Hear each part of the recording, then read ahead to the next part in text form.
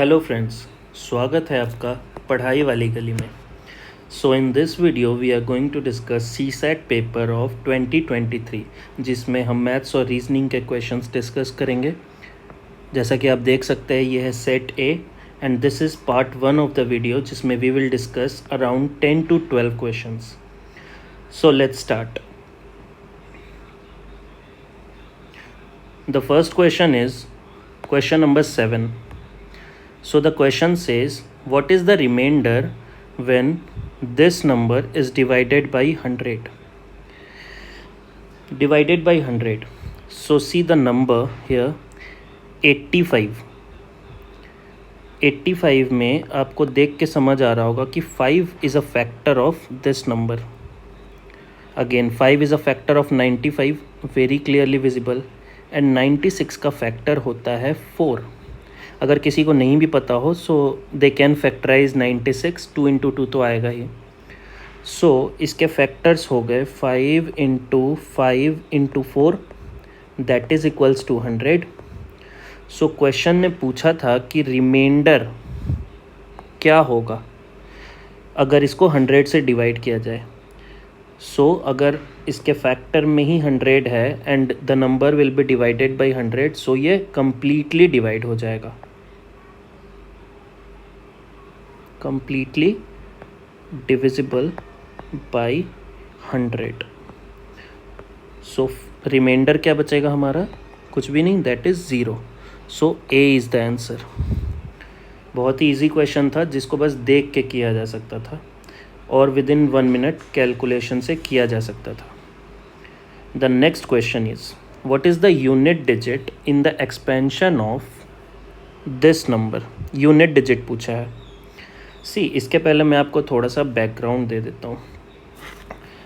Let's suppose कोई number है बहुत बड़ा सा, 1 2 3 4 5 2 3 raise to the power 2 4 9 6 8 0 5 4 5 suppose.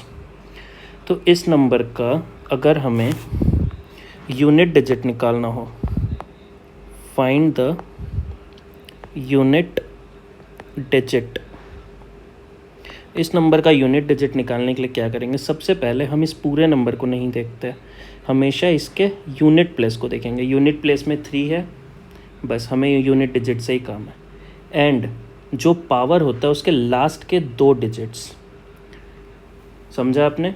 Unit digit of the number, unit digit of the number and last 2 digits of power. हमें इन दोनों से काम है। अब काम क्या है? तो ये जो लास्ट 2 डिजिट ऑफ पावर है इसको हम लोग 4 से हमेशा डिवाइड करेंगे। 45 को 4 से डिवाइड करेंगे and we have to find the remainder. तो हमारा 45 को अगर हम 4 से डिवाइड करते हैं, so in this case remainder will be 1। Remainder आ गया आपका 1, ठीक है। अब ये जो रिमाइंडर होता है कुछ भी नहीं करना है, वेरी सिंपल, यूनिट डिजिट का पावर। सो हमारा यूनिट डिजिट है 3 to the power 1 that is equals to 3। तो 3 इस नंबर का यूनिट डिजिट होगा। फाइंड द यूनिट डिजिट जो क्वेश्चन था, इसका आंसर है 3। कोई बात नहीं, अगर नहीं समझ में आए तो आप इसको पीछे जाके एक बार फिर से देख सकते हैं। Now let's come back to the question. इसको मैं इरेज कर देता हूँ।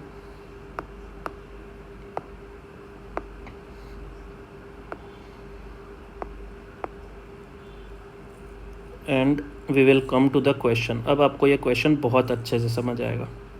सी बहुत ही सिंपल क्वेश्चन था, what is the unit digit in the expansion of number given is 5 7 2 4 2 raise to the power 9 into 7 into 5 into 3 into 1, 9 into 7 into 5 into 3 into 1। तो इसको हम लोग ऐसे लिख सकते हैं पहले स्टेप में 57242 रेज टू द पावर, मैंने इसको मल्टीप्लाई कर लिया इस नंबर को, तो इस नंबर को मल्टीप्लाई करने से हमारा आ गया 945। ठीक है, 945। नाउ एज आई सेड, हमें क्या देखना है, यूनिट डिजिट और पावर के लास्ट के 2 डिजिट ओनली। तो यूनिट डिजिट हमारा 2 है, पावर के लास्ट डिजिट का हम 4 से डिवाइड करके रिमाइंडर निकालते थे, that is 45 divided by 4। Remainder क्या आ गया आपका, remainder is 1। So unit digit, तो फिर जो हमारा यूनिट डिजिट होगा वो क्या होगा, unit digit is equal to, ये जो लास्ट का डिजिट था ये 2 raise to the power 1, that is equals to 2। तो इस क्वेश्चन का आंसर हो गया ए, 8 का आंसर हो गया ए। ठीक है, कुछ नहीं करना है हमें, जो भी नंबर गिवन होगा हमें उसका यूनिट डिजिट देखना है। ये यूनिट डिजिट है उस नंबर का 2, और ये जो पावर के लास्ट के 2 डिजिट है इसको 4 से डिवाइड करके, इसको 4 से डिवाइड करके रिमाइंडर निकाल लेना है। रिमाइंडर, जो रिमाइंडर आता है वही यहाँ पे पावर होता है, 2 to the power 1। So this is the formula for unit digit. बहुत सारे यूट्यूब वीडियोस में आपको साइक्लिसिटी दिखेगा कि 2 का साइकिल, 3 का साइकिल, 4 का साइकिल, 5 का cycle, but this is universal, इसको आप कहीं भी अप्लाई कर सकते हो। कभी कभी क्वेश्चन बहुत ही सिंपल आते हैं। फॉर एग्ज़ाम्पल, अगर कभी किसी नंबर के लास्ट में, लेट्स से वो नंबर है 235401 टू द पावर 92635024, और हमें यूनिट डिजिट निकालना है, तो अगर 1 है यूनिट डिजिट तो 1 का कुछ भी पावर होगा, एनीथिंग। सपोज़ यहाँ पे मैं वो नहीं पता, तो इसमें answer will be 1, any power. तो अगर लास्ट में यूनिट डिजिट 1 हो तो 1 आएगा। सिमिलरली अगर हमारा यूनिट डिजिट 5 हो तो 5 ही आएगा, रिगार्डलेस ऑफ जो भी पावर है। 0 हो तो 0 ही आएगा, एंड 6 हो तो 6 ही आएगा, बिकॉज 6 का स्क्वायर, 6 का cube, 6 to the power 4, everything ends with 6। This is just an additional information, otherwise ये क्वेश्चन आपको क्लियर हो चुका होगा। The answer here is 2। चलिए नेक्स्ट क्वेश्चन में चलते हैं। ये बहुत अच्छा क्वेश्चन था, सिंपल बट इजी और थोड़ा सा ट्रिकी था जहाँ दिमाग लगाना था। क्वेश्चन है ABC DEF are both 3 digit numbers such that ABCDEF are distinct non-zero digits and ABC plus DEF is equals to 1111। हमें ये निकालना है। ठीक है, चलिए, तो ABCDEF distinct non digit number है, तो इसकी सपोज़ हम क्या नंबर ले सकते हैं, 1 2 3 4 5 6 7 8 9, हमारे पास इतने नंबर है। इसमें से कोई A है, कोई B है, कोई C है, कोई D है। नाउ मैं कॉलम बना लेता हूँ। हमें कहा गया है ABC प्लस DEF का जो एडिशन है that is equals to 1111। Sorry, यहाँ पे मैंने गलती से F5 लिख दिया, D plus E plus F। Now अब आप ये देख रहे हैं कि यहाँ पे हमें कितना लाना है, 1 लाना है, यानी कि पक्का C प्लस F का जो सम होगा वो कितना होना चाहिए, अराउंड 11, अराउंड नहीं मतलब एग्जैक्ट 11। सो आप कोई भी इसमें से वैल्यू चूज़ कर लीजिए। सपोज़ मैंने चूज़ कर लिया 9 और 2। C is your 9 f is 2, तो आ गया 11, 11 का ये 1 एंड 1 कैरी जाएगा। अगेन यहाँ 11 लाना है, हमारे पास 1 पहले से है, दैट मीन्स b प्लस ई की ऐसी वैल्यू हमें चूज़ करनी होगी जिसका सम होगा 10। समझ आया? 9 + 2 11, 11 का ये 1 पावर में, देन b प्लस ई से फिर हमें 11 लाना है, तो b प्लस ई के पास पहले से हमारे पास अगर 1 है, so b plus E must be equal to 10। 10 के लिए भी कोई भी आप वैल्यू चूज़ कर सकते हैं, जैसे मैंने चूज़ कर लिया 7 and 3, 7 3, ठीक है। नाउ इट्स 11, अगेन कैरी गया 1।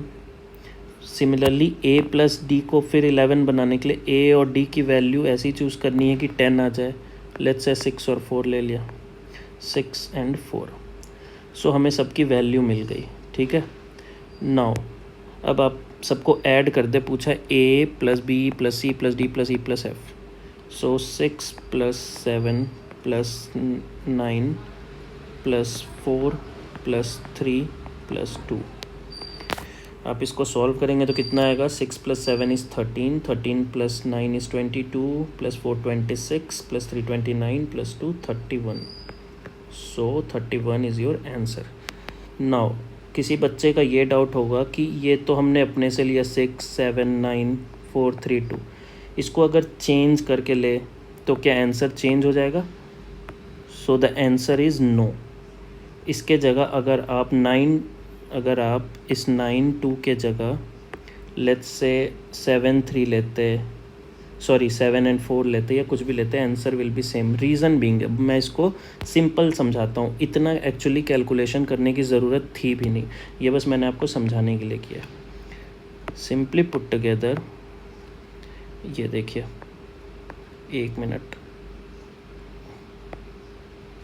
अगर आप यहाँ से सीधा समझ जाते तो पेन उठाने की ज़रूरत भी नहीं थी। This was very easy question. C, अब आप फिर से एक बार इसको देखिए, A B and C, A B और सी है हमारे पास, ठीक है। सी प्लस एफ 11 होना चाहिए, ठीक है, यहाँ 1 है, 11 होना चाहिए, तो सी प्लस एफ 11 ऑब्वियसली होना चाहिए, ठीक है। यहाँ 1 कैरी जाएगा, सेम गोज़, बी प्लस ई कितना होना चाहिए? 10, यानी कि इन दोनों का सम हमारे पास कितना होना चाहिए? 11।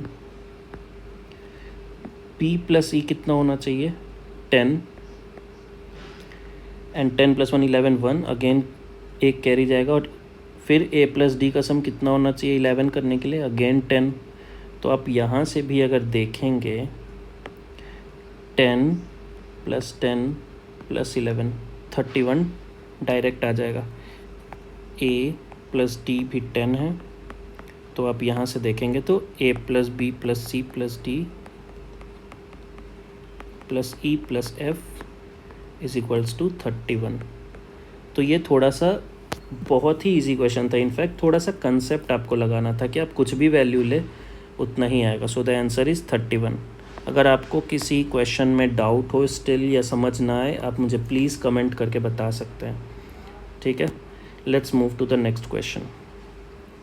नेक्स्ट क्वेश्चन, सी यूपीएससी बहुत ही इजी क्वेश्चन देता है, बट वो आप बहुत कम ऐसे क्वेश्चन होंगे जो डायरेक्ट फार्मूला से बने, ज़्यादातर क्वेश्चन में कॉन्सेप्ट ही लगाना होगा आपको।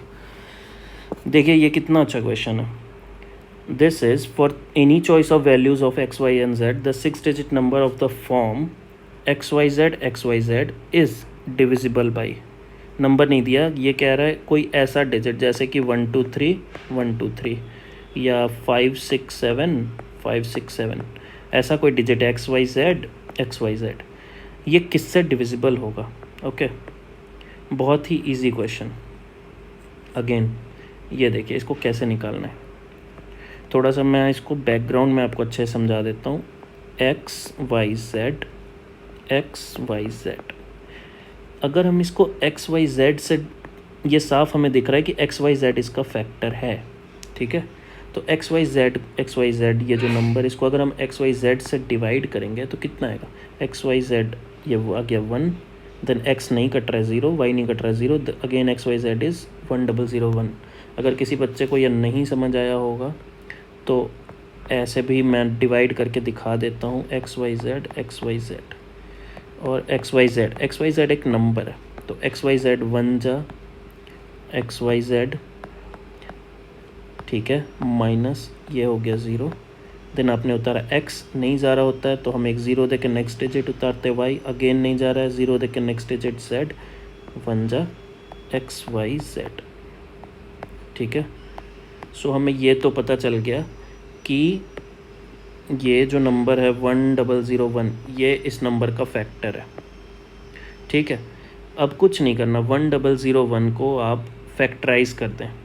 1001 को आप अगर फैक्टराइज करेंगे तो ये आपको दिख रहा होगा, अगर आपको डिविजिबिलिटी रूल आपने थोड़ा भी पढ़ा है, 1001 यानी कि 1 + 0 0, सॉरी 1 + 0 1, 0 + 1 1, 1 - 1 0, ये 11 से डिविजिबल है, डिविजिबल बाई 11। अगेन आप इसको चेक करेंगे, it is also divisible by 7, और 11 7 जा 77 से आप इसको डिवाइड करेंगे तो you will gate 13। So the answer is D. यहाँ पे आपको कॉन्सेप्ट ये लगाना था कि एक्स वाई जेड का हमने बस ये 1001 फैक्टर ढूंढ लिया, तो 1001 को हम फैक्टराइज करके लिख सकते हैं 11 7 एंड 13, इन तीनों का प्रोडक्ट होता है 1001। अगर आप चाहें तो आप कहीं रफ में मल्टीप्लाई करके देख लीजिएगा, इतना ही आएगा, 1001 इज इक्वल टू 7 × 11 × 13, ठीक है। ये है आपका answer. So this number is divisible by 7 11 and 13। बहुत ही ईजी था, कॉन्सेप्चुअल था थोड़ा सा, बट किया जा सकता था। एंड नेक्स्ट टाइम से आप याद रखिए, any number which is of the form X Y Z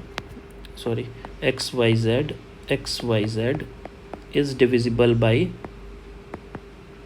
is always divisible by 7 11 13 और 1001, ठीक है।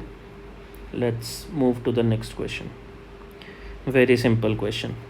अच्छा, कुछ बच्चों ने इसमें क्या करा है, देखिए क्वेश्चन है 7 this symbol 9, the symbol 10 equals to 8। बहुत लोगों ने क्या गलती की है, 7 - 9 इसको सोच लिया, 7 - 9 इज़ -2 + 10 इज़ 8।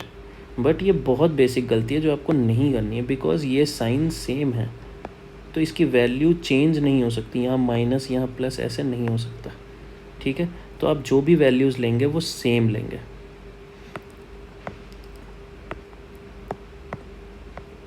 इसका मतलब, अब देखिए, सपोज़ हमने सेम वैल्यू के बारे में सोचा, तो 7 9 10 इक्वल्स टू 8, कैसे, ये प्लस है, अगर सोचिए इसकी वैल्यू अगर प्लस है, और ये तो आपको प्लस दिख भी रहा था सर्कल में, बहुत ही इजी क्वेश्चन था, बस आंखों का खेल था। 7 + 9 इज़ 16 + 10 इज़ 26, तो ये आ रहा है 26, पर यहाँ तो 8 है, तो अगर आप देखें 26 को 2 + 6 तो ये 8, हाँ सेटिस्फाई तो हो रहा है ये equation.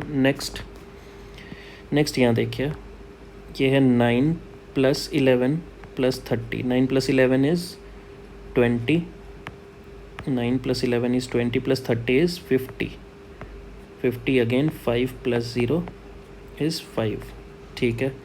Same goes with 11 + 17, 11 + 17 is 28, 28 + 21 is 49, 49 that is 4 + 9 13, ठीक है।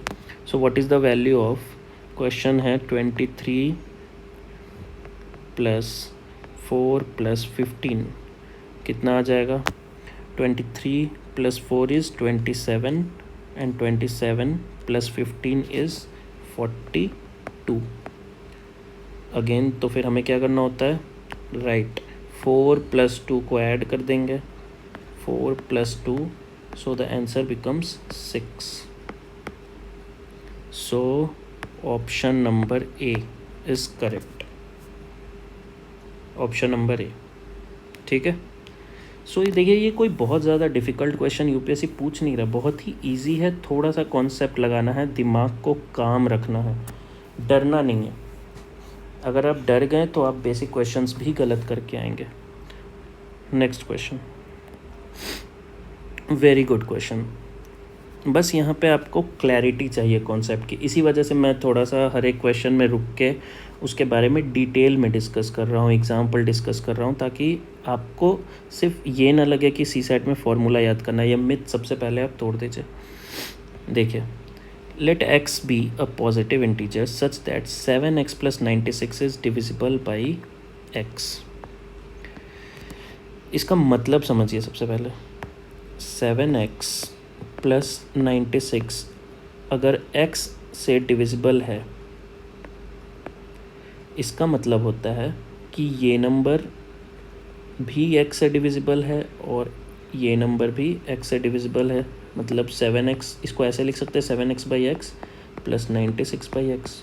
ठीक है, x कट गया, ये 9, अब यहाँ तो ये 7 आया प्लस 96 अपॉन एक्स। इसका मतलब 96 से x से 96 डिविजिबल है, तो हम क्या करेंगे, 96 का फैक्टर निकालेंगे। 96 को फैक्टराइज अगर हम करते हैं तो हमारे पास आएगा 248, 224, 212, 26, 23। So 96 is equal to 2 to the power 5 into 3 to the power 1। ठीक है, 96 का फैक्टर अगर x है तो 96 को ऐसे लिख सकते हैं। अब देखिए, इसमें अंदर बहुत सारे फैक्टर्स हो सकते हैं। इसका मतलब 96 का फैक्टर 2 to the 4 भी हो सकता है। ठीक है, 96 का फैक्टर 2 into 2 into 3 8 भी हो सकता है। 2 to the 4 3 12 भी हो सकता है। 96 का फैक्टर 2 to the 4 2 8 भी हो सकता है। 96 का फैक्टर 2 to the 4 2 8 2 16 हो सकता है। तो ऐसे ऐसे करके 96 के बहुत सारे फैक्टर्स हो सकते हैं। अब यहाँ पे आता है एक छोटा सा कॉन्सेप्ट। अगर हमें टोटल नंबर ऑफ फैक्टर्स निकालना हो, सपोज, थोड़ा सा background again for your conceptual clarity, if n is a number which is equals to let's say a to the power p into p to the power q, so total number of factors इस case में हम कैसे निकालते हैं, कुछ नहीं, total number of factors is equal to जितना power है उसमें 1 ऐड कर देना है, इनटू दूसरा जितना पावर है उसमें भी 1 ऐड कर देना है, q प्लस 1। ठीक है, तो ये हमारा टोटल नंबर ऑफ फैक्टर्स निकल जाएगा। अब सपोज 96 के इतने सारे फैक्टर्स हो सकते हैं, जैसे हमने डिस्कस किए, अलग अलग कॉम्बिनेशन बना के 2 into 3 6 हो सकता है, 4 into 3 12 हो सकता है, 2 to the 4 to the 8 हो सकता है। तो टोटल कितने होंगे, अब हम इसे कैसे निकालेंगे, टोटल नंबर ऑफ फैक्टर्स यहाँ पे इसी में पुट कर दीजिए। 2 to the power 5 है एंड 3 to the power 1 है, तो टोटल नंबर ऑफ फैक्टर्स हमारे पास कितने हो गए, 5 + 1 इंटू ये 5 है और ये 1 है, तो 5 + 1 इंटू 1 + 1 दैट इज 6 इंटू 2 12। तो हमारे पास आ गया 12 कि 12 फैक्टर्स हो सकते हैं। So the answer is C. Question समझ में अगर आपको नहीं आया हो, मैं रिपीट कर देता हूँ। x कोई पॉजिटिव इंटीजर है एंड 7x + 96 डिविजिबल है x से, तो मैंने ये समझा कि 96 डिविजिबल है x से। ठीक है, अगर 96 डिविजिबल है x से तो पूछा x के कितने वैल्यूज़ हो सकते हैं, तो मतलब ये इनडायरेक्टली पूछना चाह रहा है कि 96 के कितने फैक्टर्स हो सकते हैं। तो क्वेश्चन है हाउ मेनी फैक्टर्स ऑफ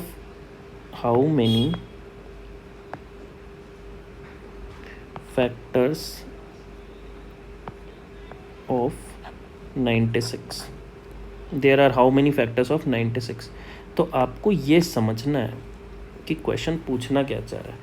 अब आपने यहाँ तक अगर डिकोड कर लिया कि 96 x से डिविजिबल है and question is asking how many values of x are possible, इसका मतलब how many factors of 96 are possible.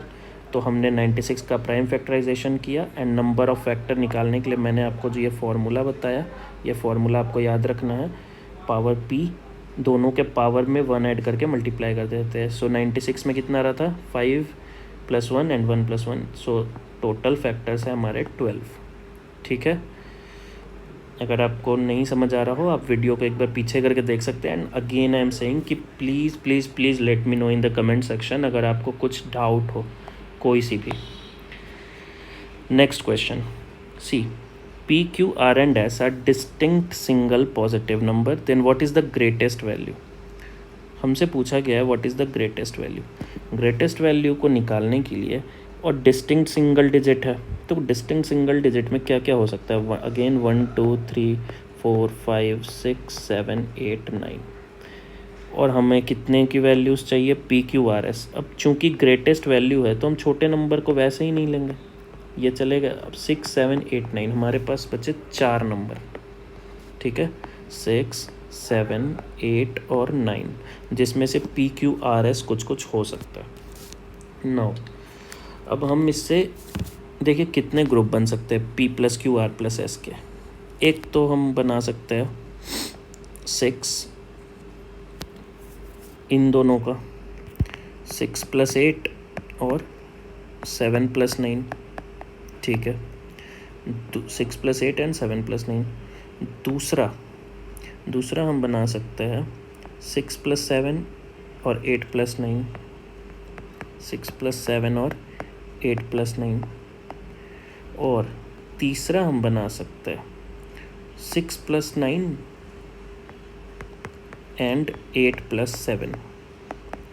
देखिए इससे ज़्यादा और पॉसिबल नहीं है बनाना, इसके ज़्यादा आप कुछ भी करोगे तो सेम आ जाएगा। सपोज़ कोई कहता है 9 + 7, तो 9 + 7 यहाँ पे है ऑलरेडी, एंड 8 + 6, तो यही आने वाला है। अब हम देख लेते हैं इन तीनों की वैल्यू क्या है। सो 6 + 8 यानी कि 14 × 7 + 9 इज़ 16, तो इसकी वैल्यू आ रही है आपकी 224। ये आ रही है पहले की वैल्यू 224, दूसरे की वैल्यू 7 + 6 यानी कि 13 × 9 + 8 दैट इज़ 17, इसकी वैल्यू आएगी 221। एंड तीसरा 9 + 6 इज़ 15, 8 + 7 इज़ 15, 15 × 15 इज़ 225। क्वेश्चन पूछा था what is the greatest value, तो ग्रेटेस्ट वैल्यू हमारे पास क्या आ रही है 225, दैट इज़ ऑप्शन बी। अगर किसी को कुछ भी डाउट हो तो please let me know in the comment section. Question को मैं फिर से रिपीट कर देता हूँ। क्वेश्चन था P, Q, R, S अगर डिस्टिंक्ट नंबर है तो ग्रेटेस्ट वैल्यू क्या होगी इस चीज़ की, P + Q और R + S की। P + Q और R + S जो मैंने वैल्यू पुट किया, तो मैंने कहा कि अगर ग्रेटेस्ट वैल्यू है तो ग्रेटेस्ट नंबर ही होंगे, यानी 6 7 8 9। अब P + Q R + S की क्या वैल्यू हो सकती है, उसके लिए हमने इसको थोड़ा सा देखा कि क्या क्या पेयर बन सकते हैं। तो 3 पेयर बने, जो इसमें maximum value I, maximum value is 225। बस यही 3 पेयर पॉसिबल है। ठीक है, so the question was very easy, थोड़ा सा दिमाग लगाना है बस। सी अगेन वेरी इजी क्वेश्चन यार, ये सब ना मार्क्स फ्री में देने वाले क्वेश्चन है। अगर आप चाहो तो इसको आराम से कर सकते हो, बस थोड़ा सा कॉन्सेप्ट आपको क्लियर होना चाहिए। जैसे ये क्वेश्चन अभी मैं आपको बताता हूँ, आप खुद आंसर करोगे, मैं इसका थोड़ा सा बैकग्राउंड देता हूँ। देखिए 11 × 11 कितना होता है 121, सबको आता है। 111 × 111 111 × 111 होता है 1 2 3 2 1। अब मैंने आपको ये बताने की क्यों ज़रूरत की, क्या ज़रूरत थी, देखिए ट्रिक ये है कि अगर सिर्फ 1 वाले डिजिट हो तो जितने भी 1 हो 1 2 3 अगर उसको 1 2 3 तीन 1 को 3 1 से मल्टीप्लाई करें तो कुछ नहीं, हमें 1 2 3 जितने डिजिट है वहाँ तक जाना है और फिर वापस लौट जाना है। 2 1, 2 1 थे तो 1 2 अगेन 1, फिर बैक केयर ले लेना है। तो सपोज़ हमारे पास ऐसा रहे 1 1 1 1 1 5 1 इंटू 5 1 1 1 1 1 1। तो अब आप इसकी वैल्यू बता सकते हैं, 5 है तो 1 2 3 4 5 तक जाएंगे और 5 से वापस 4 3 2 1। आप चाहें तो पॉज करके कैलकुलेटर में चेक कर सकते हैं, इसकी यही वैल्यू आएगी। ठीक है, अब वापस आते हैं हम लोग क्वेश्चन पे। ठीक है, क्वेश्चन इज़ ये 9 डिजिट नंबर है जो कि 1 है। Each digit of a 9 digit number is 1, it is multiplied by itself. अब तक आप समझ गए होंगे कि कितना इजी क्वेश्चन पूछ रहा है यूपीएससी। 1 1 1 1 1 1। चलो मैं ये लिखता भी नहीं हूँ, अब तो आपको सिंपल मैंने बता ही दिया कि 9 डिजिट है। तो इसका आंसर क्या होगा, क्वेश्चन समझ में आ गया। 1 1 1 1 1 1 9 टाइम्स इंटू 1 1 1 1 1 1 9 टाइम्स। तो इसका आंसर आप डायरेक्टली बता सकते हो, इसका आंसर होगा 1 2 3 4 5 6 7 8 9, क्योंकि 9 टाइम्स था एंड वापस बैक गियर 8 7 6 5 4 3 2 1। तो मल्टीप्लाई करने से इतना आएगा। अब पूछा ये नहीं है कि ये वैल्यू क्या होगी, पूछा what is the sum of the digit of resulting number, इसका सम। तो बस आपको इन सब को आपस में क्या कर देना है, ऐड कर देना है। इन सब को ऐड करते जाना है। अब जब ऐड करोगे सो ऐड करके what you will get is answer number C 81। Add कर लो अगर आप चाहो तो, so you will land up in 81। Add करना इतना मुश्किल नहीं है, आराम से किया जा सकता है ऐड। तो आप इनको ऐड कर लेना एंड द आंसर इज़ 81। तो हमने यहाँ पे कॉन्सेप्ट ये सीखा कि 1 जितने भी टाइम्स हो अगर उसको हम मल्टीप्लाई करते सेम नंबर से तो हमारा नंबर ऑफ टाइम्स जितना गया है 1 2 3 4 5 टाइम्स 5 1 है तो 5 और फिर वहाँ से बैक गियर 1 तक। सेम क्वेश्चन था कि अगर 9 डिजिट नंबर है यानी 1 9 टाइम्स होगा और उसको उसी से मल्टीप्लाई कर रहे हैं तो ये नंबर आ गया एंड रिजल्टिंग नंबर का हमसे सम ऑफ द डिजिट पूछा था तो हमें सबको ऐड कर देना है। So answer will B 81। ठीक है, चलिए नेक्स्ट क्वेश्चन देख रहे। क्वेश्चन कितना इजी पूछ रहा है यूपीएससी, कोई रॉकेट साइंस नहीं है। ABCD इज ए स्क्वायर, ठीक है, 1 पॉइंट बना लेते हैं हम ABCD। अच्छा स्क्वायर नहीं बना, एक अच्छा सा स्क्वायर ड्रॉ कर लेते हैं। ये ABCD क्या कह रहा है, 1 point on each of AB and CD। AB और CD में 1 point and 2 distinct point on BC and DA। BC and DA में 2 distinct point are chosen. How many distinct triangles can be drawn. Very simple question. देखिए question ना UPSC बस घुमा के पूछ रहा है, आंसर ज़्यादा टफ है नहीं। अगर आपने क्वेश्चन को समझ लिया तो आंसर इसका बहुत इजी है। इनफैक्ट जो फार्मूला बेस्ड भी है वो डायरेक्ट फार्मूला से पूछ रहा है। How many distinct triangles can be drawn using any 3 points as vertices out of 6 point. Out of 6 and triangle obviously 3 से बनता है, तो कितने ट्रायंगल बन सकते हैं। अगर आपको ये देखो 1 2 3 4 5 6 बेसिक परमुटेशन कॉम्बिनेशन अगर बेसिक भी पढ़ा हो आपने तो 6 पॉइंट में से ये पूछ रहा है कि आप 3 पॉइंट्स कितने तरीके से चुन सकते हैं।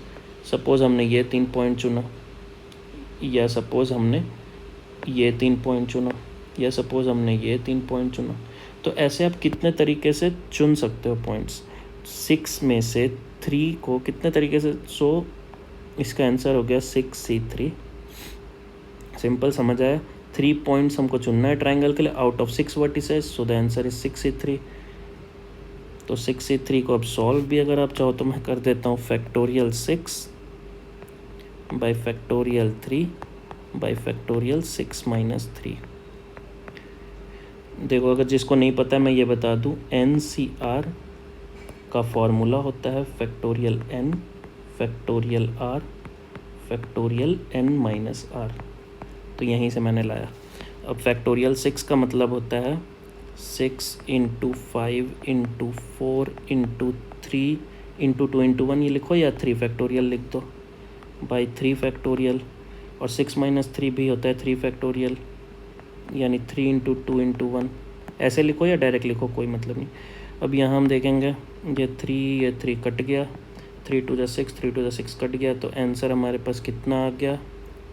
Answer is 5 into 4 is 20। 63 निकालना था। अगर जिसको आता हो वेल एंड गुड, जिसको नहीं आता हो मैंने डिटेल में बता दिया। तो द आंसर इज़ 20, 30 का सी। तो इससे क्वेश्चन से आप समझ रहे हो, क्वेश्चन को लैंग्वेज बस घुमाने के लिए है, ताकि आपकी अंडरस्टैंडिंग वो समझ पाए कि आप यहाँ तक पहुँच पा रहे हो कि नहीं 63 तक। बाकी 63 कोई भी बता देगा, ठीक है। Let's go to the next question. जिसमें भी डाउट हो in comment section please let me know. अब ये देखिए, ये क्वेश्चन मतलब फ्री में मार्क्स देने के लिए आते हैं। अगर आपको A to Z की नंबरिंग याद है तो वेल एंड गुड, अगर नहीं याद है तो इसका भी एक छोटा सा ट्रिक है जो मैं आपको बता रहा हूँ। आपको ये है 0, ये जो कोड डिकोड आता है, तो सबसे पहले आप क्या करें ना, A to Z स्पीड में थोड़ा सा लिख ले, या तो आप पेपर में पहले ही बैक में लिख ले। अभी मैं आपके लिए यहाँ लिख देता हूँ ABCDEFGHIJKLM।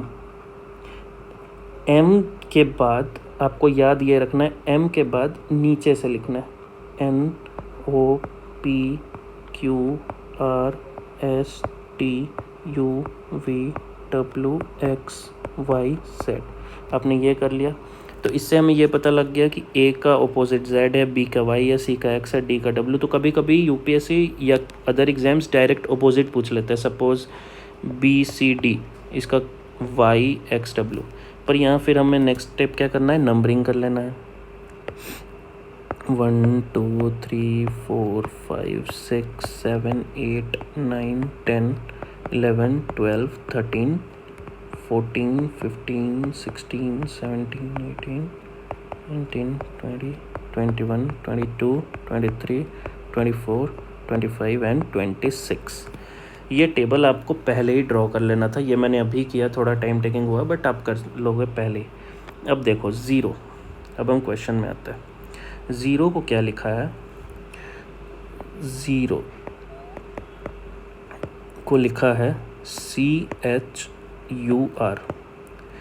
तो अगर आपको जब कुछ भी नहीं समझ आया ना, तो सबसे पहले इन सब की नंबरिंग देख लेना। तो Z की नंबरिंग कितनी है, 26, E की 5, R 18 और O 15, C कितनी है 3, H is 8, U is 21 and R is 18। अब आप देखो ये कैसे चेंज हो रहा है। Z अगर आप ध्यान दोगे तो सब में 3 ऐड हो रहा है। 26 के बाद वापस से +3, 5 + 3 18 + 3 इज़ 21, 15 + 3। तो आपको ये तो समझ में आ गया कि हमारा जो भी अल्फ़ाबेट है उसमें हमें 3 ऐड करना है। सो क्वेश्चन पूछा है कि प्लेयर को कैसे लिखेंगे, सेम। तो फिर आप प्लेयर को पहले अपने लिख लो नंबरिंग के साथ, PLAYER आपने लिख लिया, सबका ऊपर नंबर लिख दो। और देखो ये आपको समझाने के लिए मैं कर रहा हूँ, इसलिए टाइम लग रहा है, बाकी ये क्वेश्चन में टाइम लगता नहीं है। और अगर थोड़ा 1-2 मिनट लग के भी एक्यूरेसी आ रही है, so you have to do this question, because कभी कभी इंग्लिश में आप श्योर नहीं होते हो या मैथ्स में लंबे क्वेश्चन में अटक जाते हो, तो जहाँ से श्योर शॉर्ट है कि नंबर आएंगे आप वो क्वेश्चन करो। Sorry it's not 18, so P की वैल्यू है, एक सेकेंड थोड़ा ब्राइटनेस। सो P की वैल्यू है 16, L की value is 12, A is 1, Y is 25, E is 5 and R is 18। हमें क्या करना था, हमने ये कोड ढूंढा था +3 +3 +3। तो 16 + 3 हमें कितना मिलेगा, 19, 12 + 3 15, 1 + 3 4, 25 + 3 तो 26, 1 और 2, यहाँ से 26 के बाद अल्फ़ाबेट रिवर्स हो जाता है। 5 + 3 इज़ 8 एंड 18 + 3 इज़ 21। तो इसके कॉरेस्पॉन्डिंग जो अल्फ़ाबेट्स है आप वो लिख लो, that will be your answer. यानी कि 19, अब ध्यान से देखो 19 किसका है, S, 15 is your O, 4 is D, 2 B, 8 H, 21 is U. So the answer is Sodbhu, that is option D. तो ये चार्ट जो मैंने आपको बताया, ये चार्ट बनाने में बस टाइम लगा। अगर आप याद कर लो या आप इसको पहले ड्रॉ करके रखो। फिर हमने देखा ये 0, ये जो दिया हुआ था, इन दोनों की नंबरिंग लिख ली, +3 करना है, बस इसको डिकोड किया एंड प्लेयर में ऐड करता चला गया, +3 एंड सिंपली आंसर आ गया। सो this is also very easy question. यार देखो क्वेश्चन टफ है नहीं, ठीक है, बस ऐसा बनाया जाता है या एग्ज़ाम हॉल में आपको लगता है टफ़ है क्योंकि आप मान के चलते हो सीसेट टफ़ पूछ रहा है एज पीपल से। बट जैसा मैंने आपको बताया बहुत ही कंसेप्चुअल क्वेश्चन है, ना ज़्यादा फार्मूला लग रहा है ना ज़्यादा दिमाग, बस आप ये समझ लो कि क्वेश्चन की डिमांड क्या है। C again very easy question, A is older than B, C and D are of same age, E is youngest, how many of the statements given above are required? Oldest person हमें पता करना है, ठीक है, oldest person, A is older than B। इसको बहुत लोग अपने तरीके से रिप्रेजेंट करते हैं, मैं ऐसे रिप्रेजेंट करता हूँ कि A is older than B, तो मैं A को बड़ा मानता हूँ, A को ऊपर बना देता हूँ, ठीक है, A is older than B, C and D are of same age, पता नहीं है कहाँ होंगे, E is the youngest, E सबसे नीचे होगा पता है बिकॉज E यंगेस्ट है, ठीक है, इसका भी काम हुआ। F is younger than D, पता नहीं है F कहाँ आएगा, F is older than A। अब देखो यहाँ से थोड़ा समझ आ रहा है, F is younger than D and F is older than A, तो F यहाँ पे कहीं आएगा, F is older than A, चलो ये हो गया, यंगर देन D यानी D F से बड़ा है, D ऊपर आ गया, ठीक है।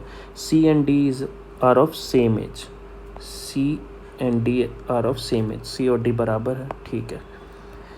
Oldest, how many of the statement given are required to determine the oldest person, तो आपने ऑलमोस्ट सारे स्टेटमेंट का यूज़ किया, सो इसका आंसर होगा, कितने स्टेटमेंट रिक्वायर हुए हमें ये पता चल गया, E यंगेस्ट है, ओल्डेस्ट C एंड D है, पर ये हमें कैसे पता चला, पांचों स्टेटमेंट को जो हमने मार्क किया यूज़ करके, सो ऑल 5, 38 का आंसर इज़ D, क्योंकि 38 में अपने सारे स्टेटमेंट यूज़ किया, ठीक है। आज का लास्ट क्वेश्चन, बाकी हम नेक्स्ट वीडियो में देखेंगे।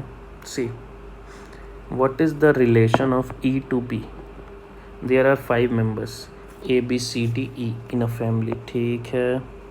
A and B are married couples. अच्छा इसका मैं थोड़ा सा बेसिक आपको बता देता हूँ कि कैसे आप सॉल्व करेंगे। जनरली कुछ कोनोटेशन होते हैं, जैसे इज़ इक्वल टू हमारा डिनोट करता है मैरिड, ठीक है, आप चाहें तो इसको यूज़ कर सकते हैं।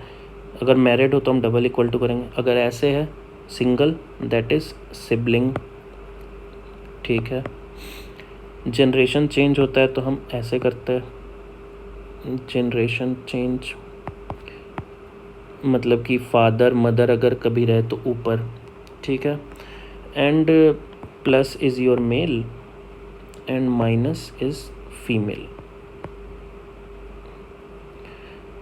Plus and minus is female. अब आप क्वेश्चन से समझो तो अच्छे से समझ आएगा, ठीक है। इसको आप कहीं चाहो तो नोट कर लो, मैं इरेज कर दे रहा हूँ बिकॉज अभी मैं ये क्वेश्चन समझाऊंगा, ठीक है। पॉज करके आप चाहो तो नोट इट डाउन।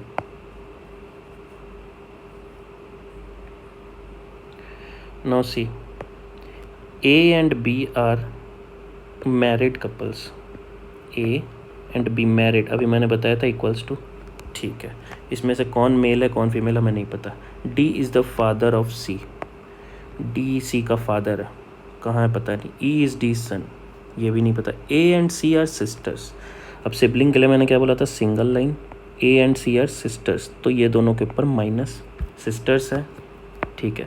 अब A अगर फीमेल है यानी कि B मेल होगा, ठीक है।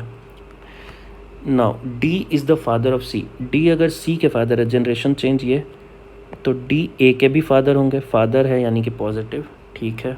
D is the father of C, E is D's son, E जो है वो डी का बेटा है, ए सी सिबलिंग है तो डी, ई भी कहीं यहीं आएगा, ई इज़ डीज सन, ठीक है। What is the relation, question था what is the relation of E to B, E और बी में क्या रिलेशन है, तो आपको समझ में आ गया होगा ई की जो सिस्टर है बी उसका हस्बैंड है। लेकिन क्वेश्चन में ये पूछा ही नहीं है कि हमें रिलेशन एक्चुअली निकालना है। क्वेश्चन इज़ कि which of the following is correct in respect to the above question and statement. तो इसमें है स्टेटमेंट 1, 2 एंड 3 आर सफिशिएंट, नहीं, आपने देखा चारों स्टेटमेंट का हमने यूज़ किया है, so answer will be C, all 4 statements are together sufficient to answer the question, ठीक है। तो आज के डिस्कशन में फ़िलहाल इतना ही, मैं जल्दी ही नेक्स्ट वीडियो लेके आऊँगा सी सेट का पार्ट 2, जिसमें हम और 10-12 ईजी क्वेश्चन या फिर टफ़ क्वेश्चन जिनको मैं ईजी मानता हूँ और ईजी है भी, दैट्स डिपेंड ऑन परसेप्शन, जैसा कि आपने देखा भी, वो हम लोग डिस्कस करने वाले हैं। और please there is a request कि आप सी सेट से इतना डरिए मत, because there is a very famous saying कि fear kills more dreams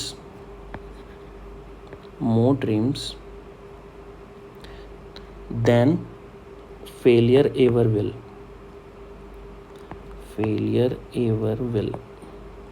so डर जो है उसने ज़्यादा सपने मारे हैं rather than failure itself।